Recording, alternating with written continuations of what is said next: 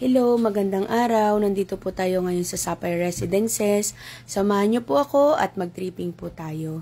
Ito po yung nakikita niyo po, yan po yung actual turnover ni Sapphire Residences. Yan pong nasa entrance, yan po yung ating corner lot. At ito po yung bahay dito, maganda po at meron na pong parking lot. Kaya maganda po na ito yung mapili niyong bahay. Alam nyo ba na 5,000 lang ang reservation dito at magkakaroon na po kayo ng ganito kagandang bahay.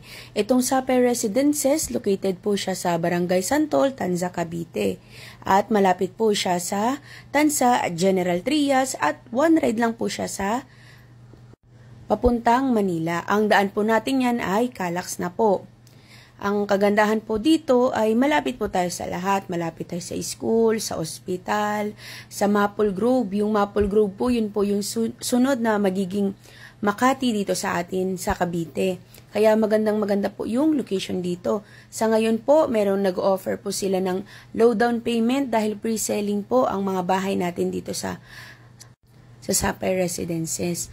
At ang kagandahan din po ay bear type. Pag bear type po kasi ang turnover ng bahay, malaki din po ang inyong matitipid, lalo na sa amortization at saka sa down payment.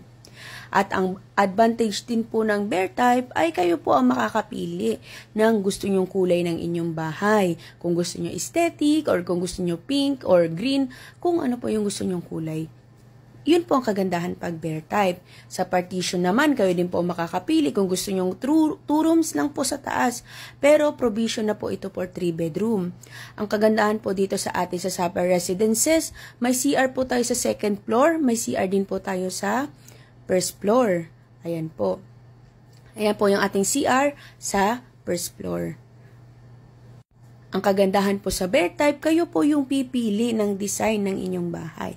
So, ayan guys, pinapakita ko po yung ating toilet and bath dito sa baba. At sa taas po. At ang kagandahan po, kayo rin po yung mamimili ng tiles na gusto nyo.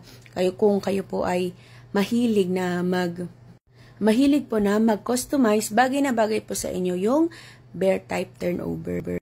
Guys, kung kayo po ay interested na mag-avail dito sa Sapphire Residences, message nyo lang po ako sa number na rin dyan sa screen at pwede po tayo mag-tripping anytime. Alam nyo ba guys na itong Sapphire Residences ay sobrang few units na lang po ang natitira.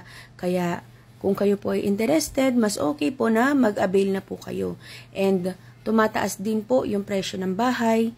Kapag matagal na po, pag mas pinapatagal po natin yung pag-purchase, mas tumataas po yung nagiging value or yung magiging presyo ng bahay po na i-avail natin. Ang lot area po nito is 44 square meter, ang floor area po is 58 square meter.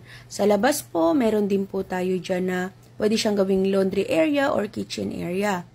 Bigyan ko kayo ng idea guys, yung lababo nyo dito sa loob, pwede nyo po yan ilagay sa labas dito po sa ating laundry area para mas lumuwag po yung ating pong living room.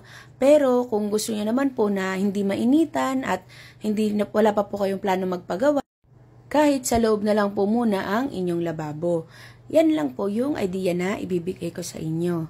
And kung may plan po kayo na maglagay ng aircon sa living area, syempre mas maganda po na nasa loob po yung inyong lababo para hindi rin po mainit. Ayun po. Maraming salamat po at natapos niyo po yung aking vlog. I hope na makita ko po kayo sa susunod na tripping. Thank you. God bless.